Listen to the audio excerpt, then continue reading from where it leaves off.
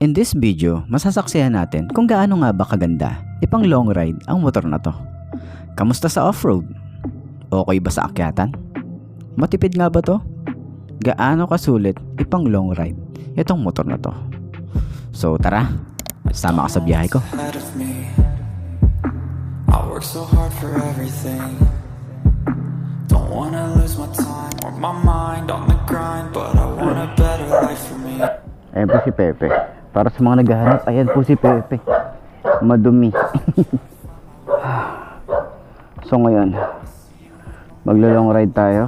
Medyo makulimlim. Sana hindi siya umulan, no? Sana hindi magtuloy-tuloy. Let's go!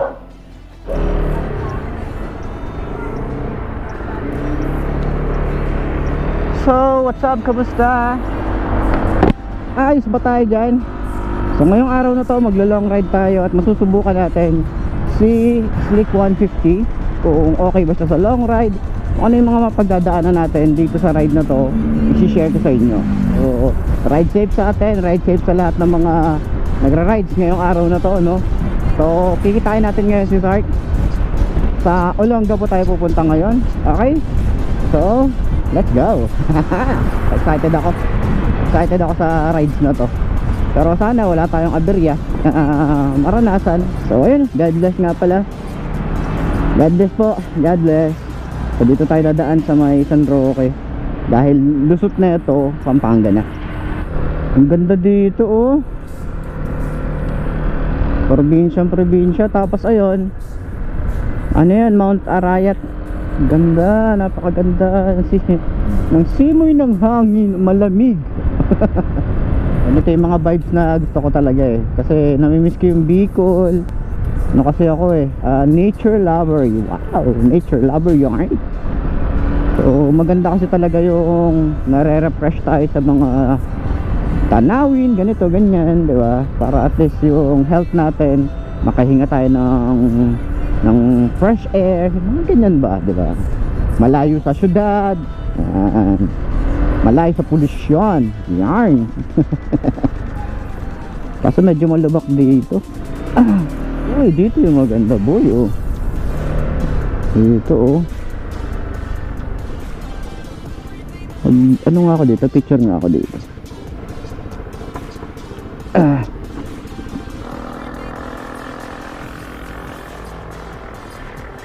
Hindi po, napatid pa ako. Lecturean ko lang. Ganda, oh. So 272 na ang ating tinatakbo. Alas 6:46 na. At nandito pa lang tayo sa amin. Wala na, gustuhan ko lang yung bundok Arayat. Kasi ang linaw niya, oh. Walang mga fog, walang mga clouds. So tara na nga, biyahe na tayo, malayo-layo pa tayo. Mga 2 hours pa yung biyahe natin. So tara na. Favorite kong daan dito pag umaga, dito sa may papuntang San Luis. Kasi ang ganda ng daan dito eh. Saka nakakatuwa yung mga kulay-kulay na to. Tapos sa gilid nya andito yung Arayat. Ayan, oh. Diba? Ang cool, diba? Napakaganda ng scenery dito, oh. Sheesh.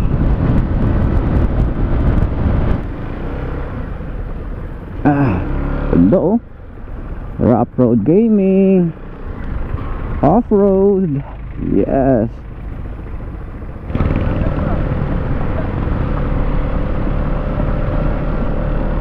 Nice.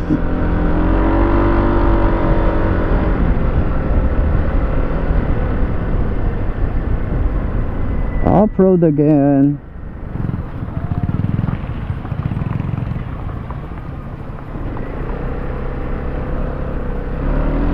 Nice. Actually ang tahimik nga lang niya, oh, ng makina pag naka-idle lang. Ayan, oh, nakatahimik. Kaya kapag sisingit ako, bumubusina talaga ako. Kaya pasensya na kayo dun sa mga binubusinahan ko pag inuunahan ko. Kasi syempre ano lang naman yun, reminder or signal lang naman para at least, di ba, aware kayo na mayroong mag-overtake. Huwag kayong magagalit. At kasi yung iba nagagalit kapag binubusinahan. Di ba? Wala lang. Dinalupihan proper. You know. Nice. Iihi ako. Okay, aakyat na po tayo. Ito na po yung start ng ating pag-akyat dito sa Olongapo. Let's go. Sarap mag-banking dito. Sheesh. Tapos ganyan yung ano, scenery. Woo-hoo-hoo-hoo. Sarap. Siyempre chill lang tayo kasi alam nyo na nabasa yung kalsada dahil sa ulan kahapon. Saka at least ano, binibreak in pa kasi natin to. Sheesh. Banking. Ayan na po yung mga rider.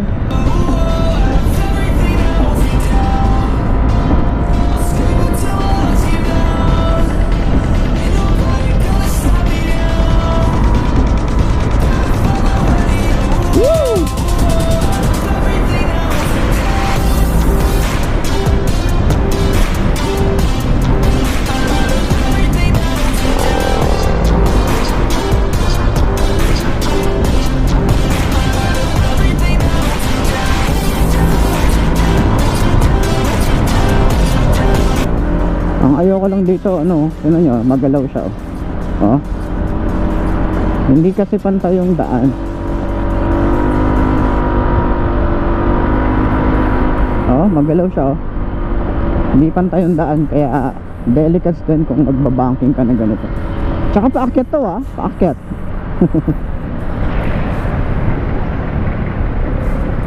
Yun lang naman. Medyo matagtag siya dito sa part na to kasi sunod-sunod yung ano,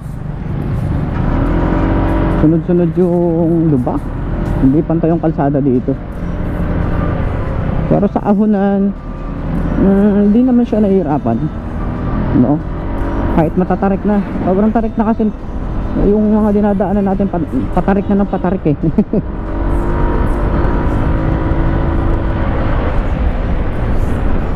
Ngayon, pababa naman tayo. Pababa na tayo.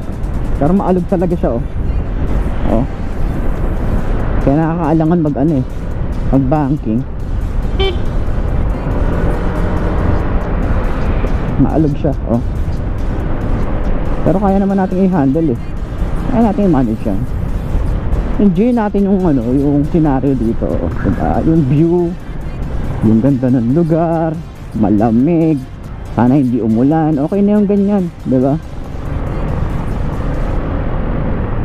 Sarap. Sarap ng ganitong weather. Tarik na neto, oh. Ayun, nasa bangin tayo. Ayun, oh, bangin. Yan, bangin.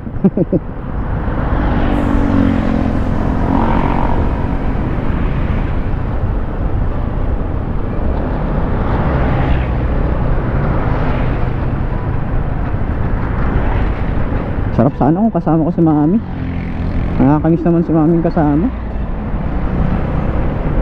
Wala, nasanay kasi akong pag nagra-rides kasama ko si mami. Kaya medyo naninibago, malungkot na ewan, diba? May mga ganitong opportunity. Tapos hindi namin sabay na experience. Pero okay na din kasi siya naman yung bahala kay baby ngayon. Ako naman talagang kumakayod ako ngayon. Talagang sinisipagan ko, diba? Ayos yung paakyat dito, ay yung pababa dito, talagang pa letter C. May Marilake, ito naman sa Olongapo merong ganito. Delicates nga lang talaga. Talaga ano siya, pababa, matarik, sobrang tarik naman pag pababa, diba? Maano yung tenga ko. Ano, sobrang pababa,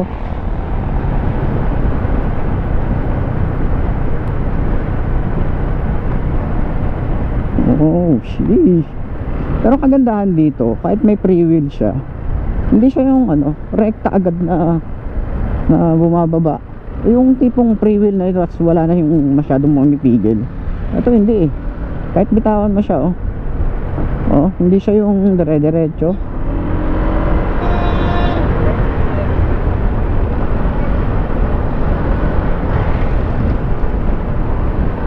So ayun, malapit na tayo.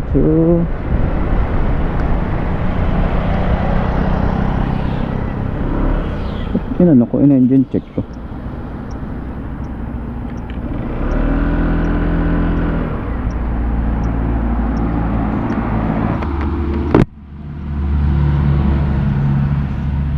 Welcome to the beautiful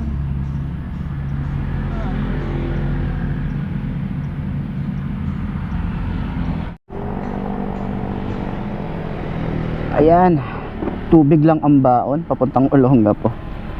So sakit mag gloves, mamaya na ako mag gloves, no? Ay nako,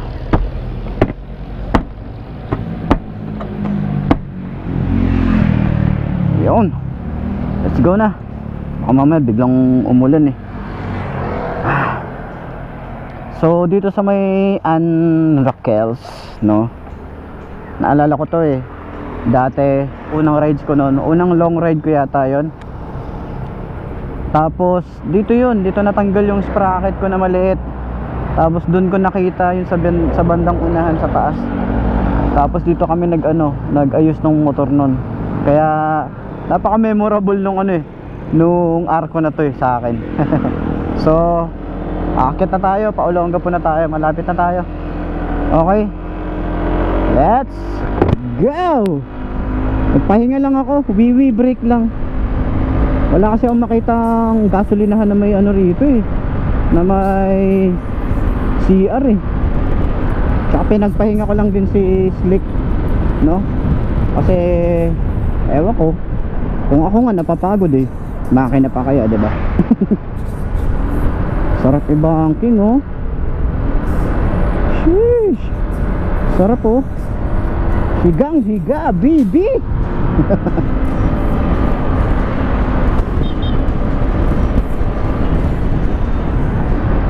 Masanay talaga ako ng walang gloves. Nadudulas yung kamay ko dun sa gloves eh. Sana lahat ng daan dito naka-espalto. Kasi pag naka-espalto, ayun ang smooth oh. Okay, dito na natin sagutin kung okay nga ba siya sa off-road. Para sa akin, okay siya, hindi siya masakit sa katawan. Okay nga ba siya sa akyatan? Okay na okay siya sa akyatan. Hindi kanya bibiguin sa mga overtake na gagawin mo at bibigay niya yung power na gusto mo. Kamusta naman yung tipid sa gas? Para sa akin, tipid siya. Umaabot siya ng 45 to 50 kilometers per liter. Pero depende nga naman yan sa bigat nung nakasakay. So para sa akin, sa long ride ko na to, masasabi ko matipid siya. Diba? Ang sarap pag naka-espalto yung daan. Pero pag ganito, wala na, matagtag na ulit.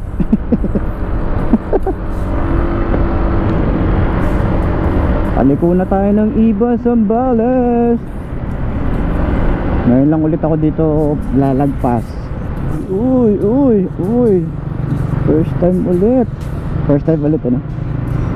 Tingnan nyo naman yung daan dun oh. Uy, dagat. Dagat. Ay, sarap naman, namiss ko yung dagat. Sayang wala si Mami. Ayun o, dagat ba yun? Dagat ba? Dagat. Okay. Dagat dun o. Sheesh. Dagat boy. Ayun yung dagat o, kung nakikita nyo. Ayun yung dagat.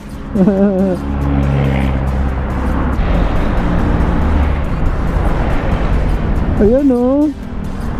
Ayan o. Ay, di mo nakita. Ayun yung dagat. Ayan. Ayan o. Yung pala yung floating Ocean View Beach Park. Doon yung daan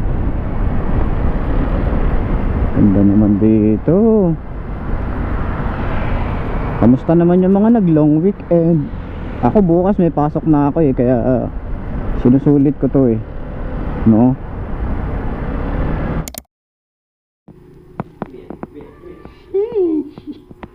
Nakaon yan! Sark Moto in the house. Nakakita nyo na naman ang dalawang pagmumukhang ito. Yan mga brothers, magra-ride kami papunta sa Iba Zambales. Hindi siya kakaiba, iba talaga yung pangalan ng town, no? At hindi lang basta ride ang pupuntahan namin doon ni Mark dahil meron kaming business meeting doon. Business meeting, no? Then, totoo nga, papakita namin yung motor ng FKM sa isa sa mga dealers doon, no? So makikita niyo yan, ang tabayanan niya sa long ride namin dito ni Mark. Okay? Sheesh. Ganda naman pala dito. Nice one. Uy, pwede na dito maligo. Sheesh. Siyempre.